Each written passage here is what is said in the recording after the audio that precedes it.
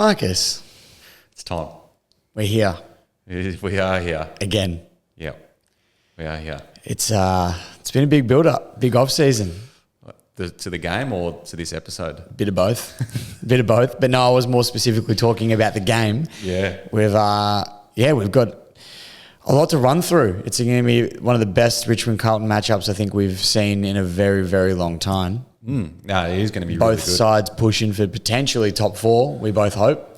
Yep. So, yeah, No, it heaps is to gonna dig be in good. and I'm looking forward to a lot of emotion. I'm looking forward to seeing how you're feeling Thursday night after the game when down in the dumps again like last year. And Hopefully better than last year's round one, but it's going to be good. a little bit more like round 14, hopefully. Don't. That still hurts. But no, I'm looking forward to it. It's going to be very exciting. As you said, a long build-up, big 6 months. And I feel like and from what we're doing with Old Dark Blues and Tiger Den and Pressure Point, it's all happening. It's been a lot of work's gone into round one in this new AFL season, in particular this game. Oh, there's So heaps. It's great. It's great that we're finally here and looking forward to getting stuck into this big preview. Oh, mate, absolutely. Where to begin? That's the hardest part. When we do these previews, or when I do these previews, especially in the past by myself, it's different. It feels, but now I'm chatting with somebody about it. I don't know where to start. Yeah, it's good. I mean, in previous previews that we've done, like it's just been with Pressure Point. So we're talking about all games. With this, we can really dig into our own team. So it's going to be fun. Absolutely. Yeah. Well, where to begin? You want to start with your potential ins? Who's going to be like a surprise inclusion? Who didn't play last year? That's probably going to play this year. Who's not? Yeah. Well, I'll start with the two obvious ones, and Tim Taranto and Jacob Hopper, and I cannot wait for these two to Butcher the footy. come into our side, and whether they do that or not, I'm not sure, but I can't wait for them to come into the side, because one of the biggest downsides to Richmond last year was definitely our midfield depth, and just bringing in these two stars, definitely Taranto especially, is just going to be incredible. And last year, we know around one end of the first quarter, we lost our best midfielder in Prestia, and we didn't look the same after that. So hopefully, we're more covered this year, and I think with the ability, especially for Taranto to go forward and kick goals too, it's just going to add another string to our bow. So can't wait for those two. Robbie Tarrant won't play. That's almost certain. Marlon Pickett probably won't play, so it opens up another spot on the wing for someone to potentially come in. I could see a Hugo Ralph-Smith taking up that spot. Thompson Dow, he had a really good game against Melbourne last week in the Pracky, so could he take that wing spot? Because I don't see him playing midfield with the players we've got in there, so that'd be interesting. Jaden Short has potential to miss. I know with injury, they said not definitely out, but they did say he's maybe unlikely. I'm not sure what maybe unlikely means. Is he unlikely or not unlikely? So maybe unlikely was what the injury report said on the 8th of March. That was a few days ago now. So by the time this video comes out, there might be more updates. I'm not too sure. So they're some of the bigger ones I'm looking at. Tyler Young, I know the AFL had him debuting in their mock starting lineup for the Tigers. I'm not sure that'd be the way to go. I know Robbie Tarrant won't play, but your forward line is very dangerous, especially your talls. And I don't know, do you debut a young kid against the likes of Mackay and Kerno? So interesting decisions here for Richmond. But I'm just, over the moon about the game being around the corner. And I think it's going to be very exciting regardless of who gets picked. Yeah, for sure. I mean, there's some big names out of your 22 there that would be playing most weeks. Oh, So absolutely. You do have some important personnel not playing. Well, and we nearly missed Prestia too. I think it's just about confirmed that he will play now. Yep. But there was a bit of an injury scare there, and I was like, not again. We can't afford to keep losing this guy. But Made of glass he is. well, against your midfield as well, one of the better ones in the comp, like you just can't afford to have premium midfielders not playing. And I know you guys are missing Walsh most likely. So it's, touch wood, he doesn't play, but it'll be, you know what I mean? Like, so even without him, though, your midfield is still very elite. So it's going to be interesting to see who gets the call up and who doesn't on our end. But very interesting stuff. Yeah. What about you? Who's coming in? Are you debuting your youngsters? Yeah, so it looks like Ollie Hollands and Lockie Cowan will probably debut, which is crazy to have two 18-year-olds come straight into our team that we thought was pretty settled, pretty locked in from last season. Really hard team to break into at the moment. So to see two 18-year-olds potentially come in is huge. Cowan in particular looked great in the Pracky games. So I think he's probably more likely than Hollands, but wouldn't surprise me if they both debut, which is great. I love it. Put them under the big lights early and see how they go in front of 90,000 people. And then, you spoke about Sam Walsh before. Probably not going to play. They haven't officially ruled it out yet, but he's going to be very close. And, if he's not in round 1, I think he'll be there round 2. And then there's the obvious one with Zach Williams, who's going to be out for the whole year. So he won't be playing this week. And then I think there was a bit of doubt around Corey Durden, but he looks like he's going to get up for this one as well. So we're looking pretty healthy for the most part, apart from Zach Williams is the big one there. But if Walsh is touch and go, we are looking pretty healthy, which is different for Carlton over the last 12 to 24 months. Well, I think the biggest takeaway is that, obviously, apart from a couple of names there, both sides are relatively full sides. Yep. Just about. Like, there really isn't any excuses from either team, which is great. I mean, it's scary at the same time, but it's great. And I think we both got a fair bit of confidence that our respective sides can get the job done. Yes. Yeah. That's why it's such for a neutral, it's such a hard game to pick, because both teams are really strong and both play similar sort of footy as well. We can kick 5 or 6 goals in 10 minutes, but can concede 5 to 6 goals in 10 minutes. So, which we spoke about earlier, and it's something I'm very nervous about, because we've seen it happen. I mean, last year, round 14, we got out to a 6-0 start, 6 goals to nothing start. And then what was the end margin, like 2 goals or something like that? Like, it was, you guys just got a run on afterwards and we couldn't stop it. Like, you couldn't stop our first run on, and it's been a problem for both our teams. So it'll be really interesting to see how we've worked on that in the off season, and if we can quell that, because that's dangerous for either of us, because we've got, like, with your forwards, our forward line, we've both got the ability to kick goals so quickly and out of nowhere. Like, we've got players that can kick goals out of their ass, which is a fantastic problem to have, but it's not so much when it's going the other way. Yeah, it's great. It's going to be a bloody good game. One thing I'm really looking forward to is the return. Well, not really the return, but hopefully a full season of Mitch McGovern. We saw how good he was round 1 last year. He was one of the best players on the ground. He was intercepting everything and looked like he'd really found his position there down back. So I'm really looking forward to seeing how he goes this week, and hopefully we get a full season out of him, because we haven't been able to do that. So for me, I find him as important as anyone in our team. So if he can be right, I think it goes a long way to us having some success this season, and in particular beating your mob, because in terms of the matchups, what I'm looking at is I think Wiedering will probably go to Lynch. He's always done a really good job on Lynch.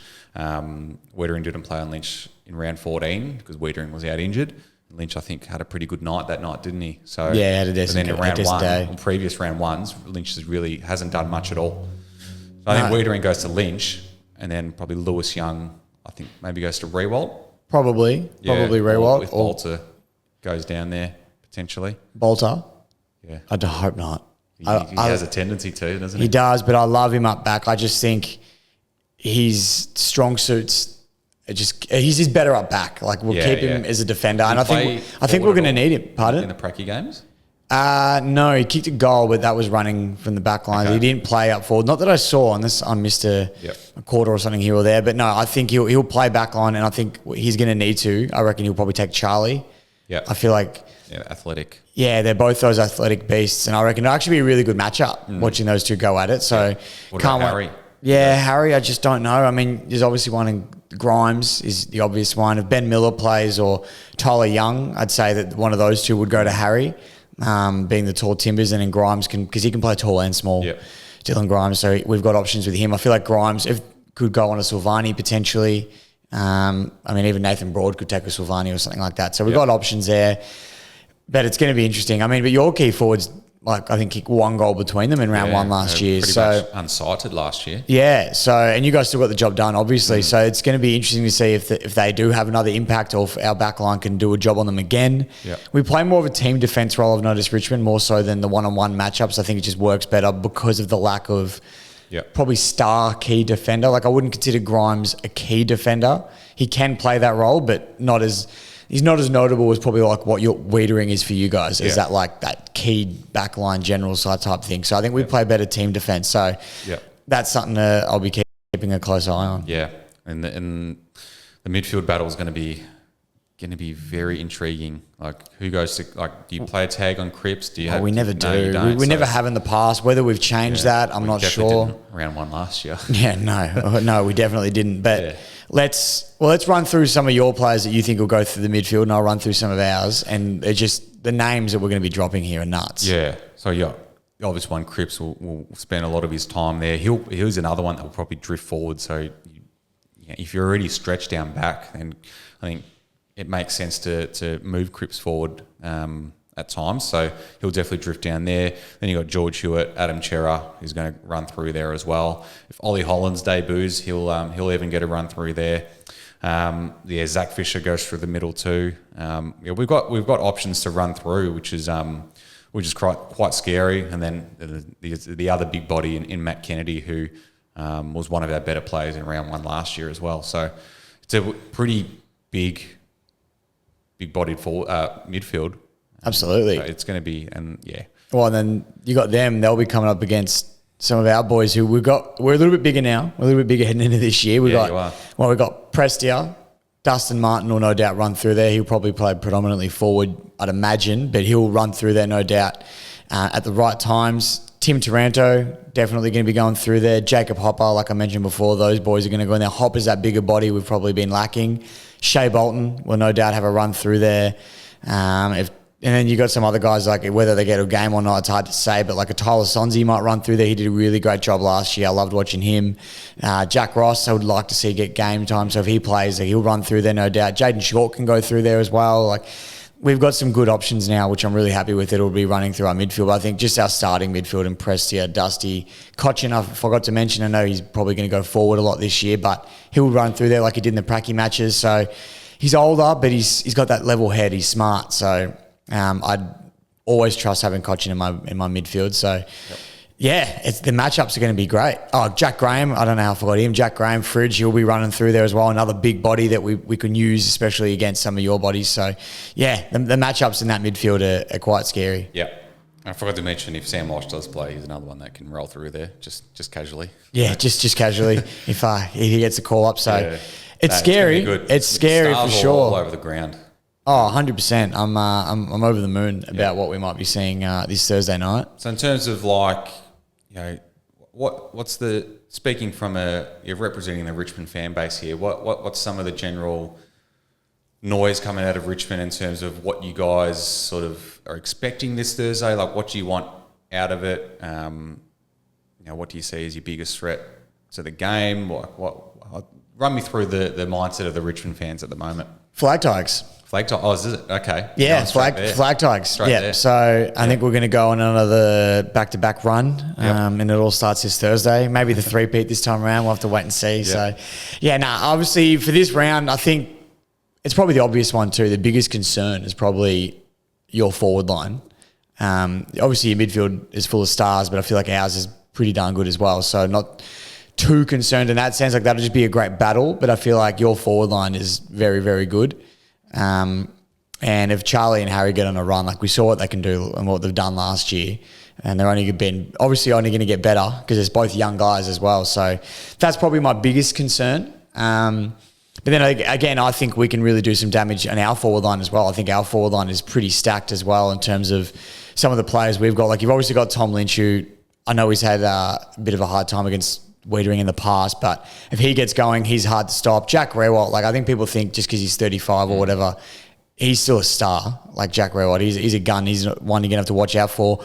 Morris Rowley Jr., so zippy down there. Shea Bolton, Noah Cumberland, Tim Taranto, Dusty when they go. Like there's so many players that are going to run through there and I think give you guys a little bit of grief with your backline. So I think it will be won and lost, not so much in the midfield, but more in the forward lines and back lines respectively. So that's for me what I'm most concerned about. And I just think if, like you said earlier as well, if we can stop you guys from going on 4 or 5 goal runs, I think we should be all right. And I'm tipping it, same with you guys. We've both been able to concede goals really quickly. And if we can quell that, then I think both teams will do all right, but hopefully more so for us. Interesting. What about you? What's the, I know Carlton support. I can't gauge you either because you're up and down. One week you're telling me you're very confident you guys are going to pump us. And then I hear behind closed doors, you're like, no, I'm not that confident. So what's going on when that little head of yours? I think, to be honest, I'm confident enough to know that we're going to put ourselves in a position to win the game.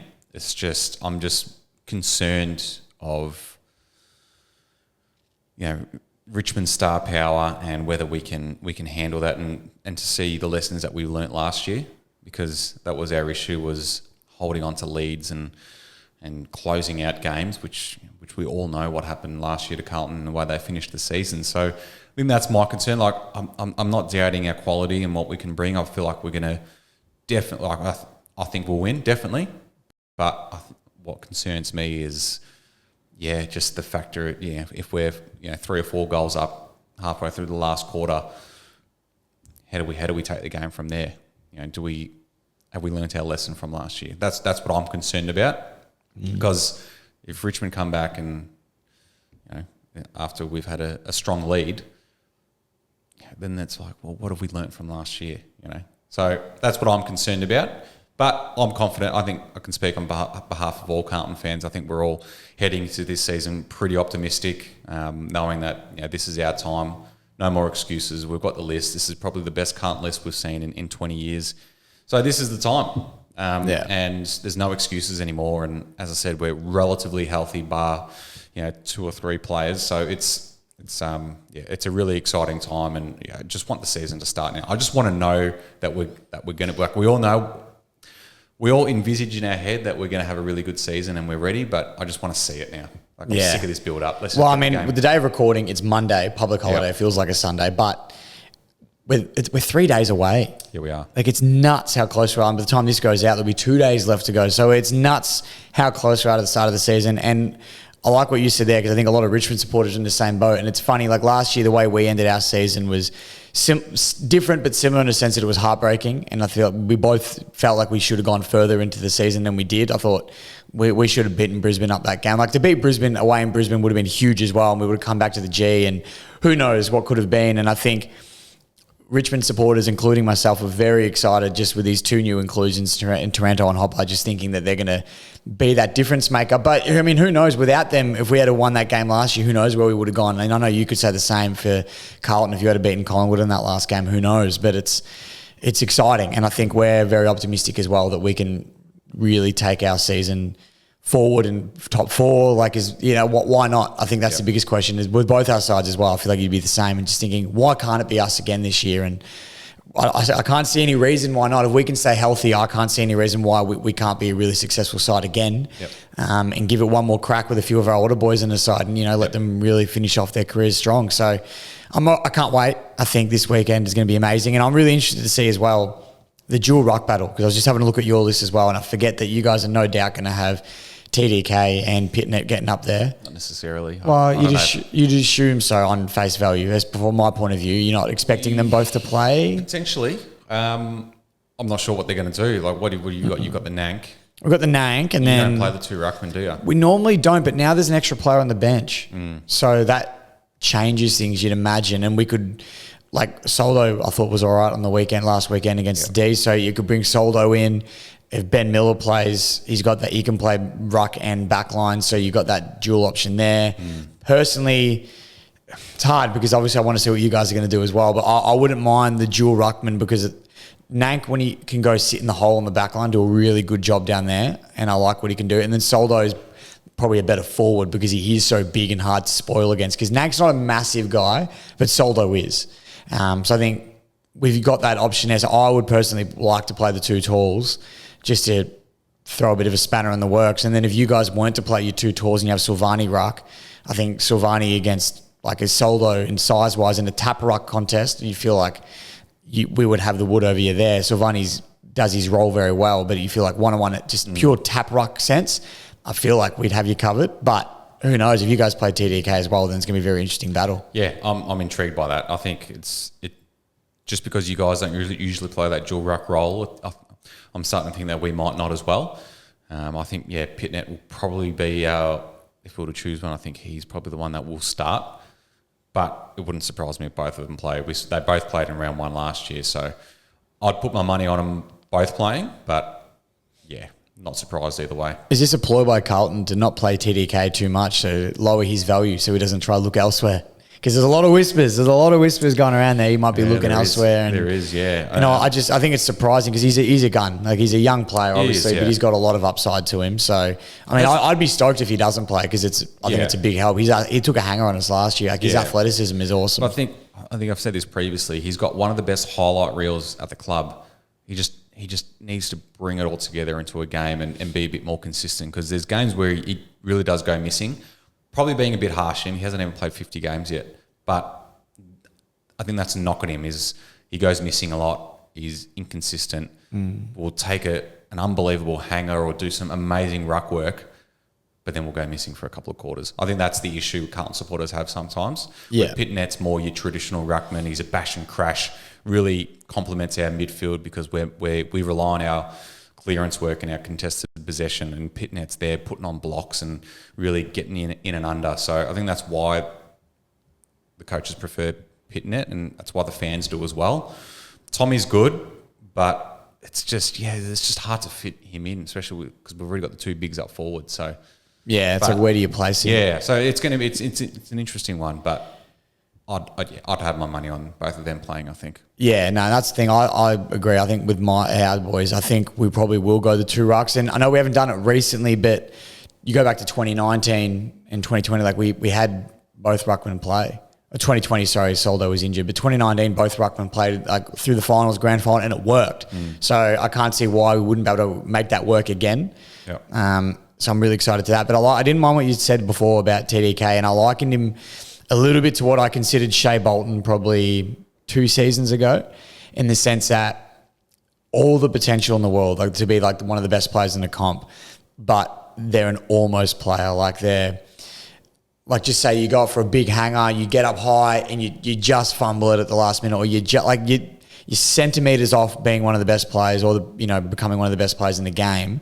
And I think Shea, after a couple of seasons, has been able to take that step where he is a really, really good player now. And TDK is probably in a similar boat where if he just tunes up a little couple of details, he'll be, unstoppable. But it'll be a good battle, whatever happens. Yeah, absolutely. No, it's going to be good. There's, little matchups all over the ground that are very, very exciting. Very much looking forward to it. But who goes on someone like a Maurice Rioli? I'm curious. That's a good question. Because Sard's got him with speed, you would imagine. You'd say, but Sard, he doesn't. We use Sard as more of a weapon to rebound. Exactly what I was going to say. He's not really a lockdown. You've got someone like Nick Newman who can play a good role on small and medium-sized forwards, but he's probably lacking in pace. So because we don't really have that small, quick defender either. But I'd imagine Sard will probably stay on him, but really work off him on attack. So that's probably what I'd go with. But I think the Rioli and Sard matchup is going to be really, really interesting because, like you said, Sard is going to be that weapon rebounding off, the back 50 there for you. And he does have the pace to stick it with Rioli, but he won't probably clamp him too much, you wouldn't imagine. But then I love it because Rioli is a pressure forward that does run and chase and hunt down. Like I saw numerous times him running up to the wing, hunting blokes down to tackle him. So I feel like he's not going to allow Sard to just run freely. And because they've both got that pace, it could be like one of those classic, he runs along the side of the G. And I can't wait to see something like that happen because that'll be an unreal spectacle for the game. And I think it'll be cool because Sard normally doesn't have many people that can keep up with him pace-wise. So if these two do match up, it'll be very interesting to see, just how quick they are. Yeah, for sure. No, that's good. Very, very exciting matchups. And the more we talk about it like this, the more you realise just how good it is going to be. So, and how evenly matched the teams are. But before we wrap up, let's get a prediction from each of us. I know I know who we're going to pick. But more of like a prediction and what's the number one thing you want to see from the Tigers? Obviously, I'm picking Richmond. So, like you said, I'm picking Tigers to win. I feel like it'll be another close one. I can't see. Well, I mean, I can in a way, but I don't want to say I can see a blowout happening. So I'm going to say I reckon it'll be a relatively close one within 15 points. I'm not giving an exact number, but it'll be within a 15-point margin, I imagine. And I just really want to see Shea Bolton tease Doc. Yeah, I want to see our backline have a really combined effort to sort of try and shut down your key forwards, because I feel like they're the pillar. They're going to be one of the pillars to your success this year. Those two up and firing, and I want to see if we can try and stop their influence and limit it as much as possible. Because I think that, I know last year it didn't help us too much, but I feel like this year, like it's going to make a massive difference if we can stop them and try and quell their influence. So that'll be what I'm looking to see from the Tigers. Yep. What are we thinking Blues wise? I think the Blues will win. I think we'll win by 12 points. It's going to be tight. I think there's going to be a period where I think the Blues will have a strong lead, and there's going to be moments where Richmond claw it back and maybe it gets within a few points, but I think the Blues hold on by 12. And the one thing that I really want to see from the Blues is, what have we learnt from last year? Yeah. I think that's 95% of what Carlton fans want to see is, what have we learnt from last year's pain and the mistakes that we made to not play finals last year. So that's what I'm looking forward to, and seeing how that evolves throughout the game and throughout the season as well. So Blues by 12 for me. Absolutely. I love that. It's even. It's even, isn't it? Yeah, it is. It's really even, which is what we want. We want to see that, and I know we both can't wait. So it's coming up very quickly. As the time we're releasing, we will have another preview for Pressure Point wise with the Almost Blues Brothers. It's live today, the day of recording, but you'll be able to go back and rewatch that if you haven't seen it. So go check that out more from a Carlton fan side. I know we're doing Pressure Point plugs now, but good friends of ours, and they're doing some great things. The Almost Blues Brothers, and nice Italian boys, which we love, and we do love that. It's about the only thing I do love about them. Yeah, so. It's probably one thing you do love about Carlton as well, the Italian culture. I do envy it. I don't love it, but I do envy that we don't have that much at Richmond. But that's all right. We've got Taranto and meatballs, so we're sorted, mate. That's true. But yeah, if you we'll be around Richmond area for most of Thursday as well before the game. I think we'll having a few drinks beforehand, and then obviously at the ground. So if you do see us out and about, make sure you come say hello. And we're loving all the people that are following us at the moment and giving us some really good feedback and some great support. So if you see us out and about around the Richmond areas on Thursday, come up and say hello. Absolutely. I think Swan Street will be swarming. So yes. I can't wait.